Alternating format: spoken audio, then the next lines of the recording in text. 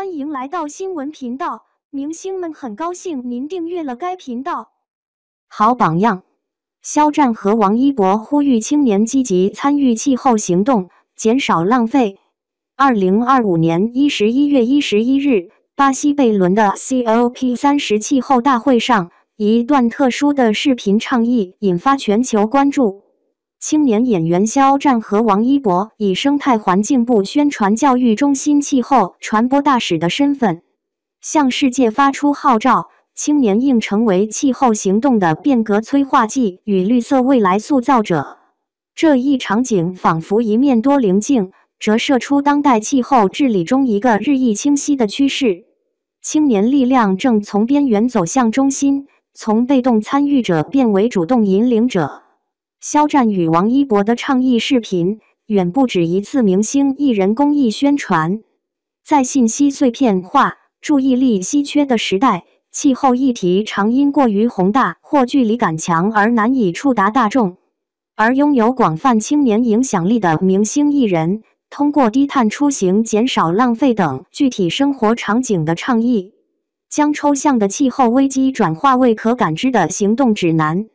這種翻譯能力，恰恰是氣候傳播中最稀缺的。它讓科學術語落地為生活語言，讓遙遠議題貼近個體經驗。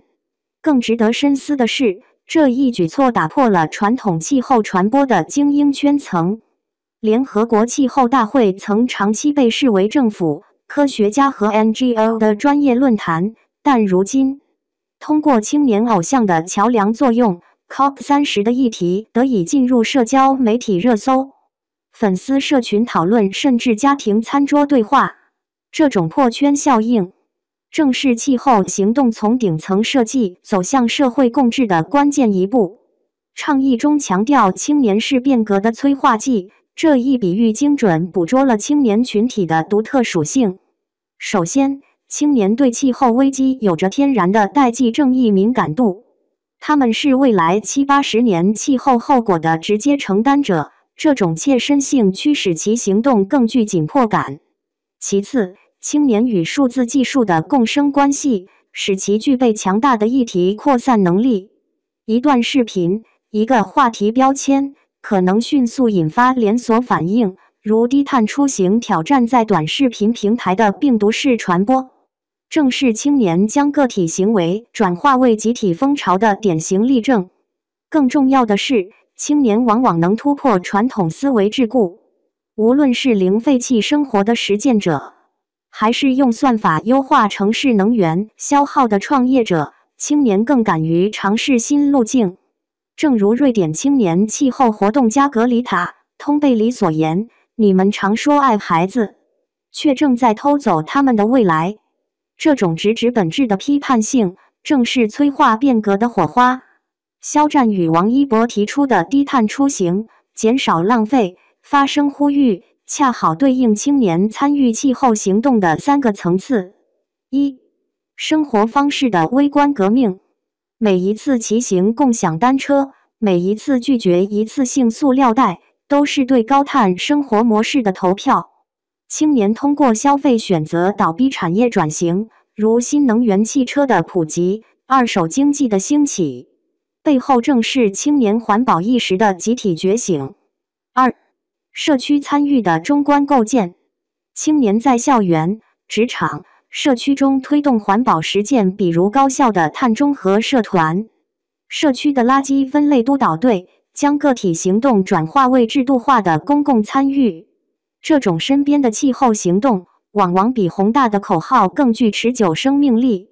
三、政策倡導的宏觀影響。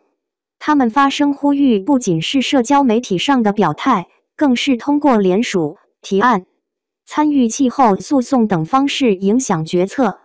近年來，全球多國出現青年氣候訴訟案，要求政府履行減排承諾，正是青年將道德壓力轉化為法律與政策動力的體現。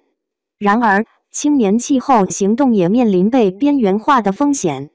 若僅將青年視為宣傳符號，而非實質參與的主體，其潛力將大打折扣。真正的賦能需要制度性支持。例如在氣候政策制定中設立青年代表席位，或將青年創新項目納入資金扶持體系。同時，青年也需警惕行動幻覺，避免滿足於短暫的網絡聲量，而忽視長期深耕的必要性。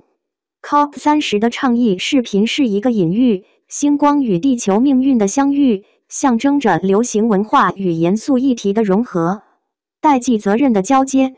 當青年不再只是未來的主人翁，而是當下的行動者，氣候治理便真正擁有了最廣泛的動力源。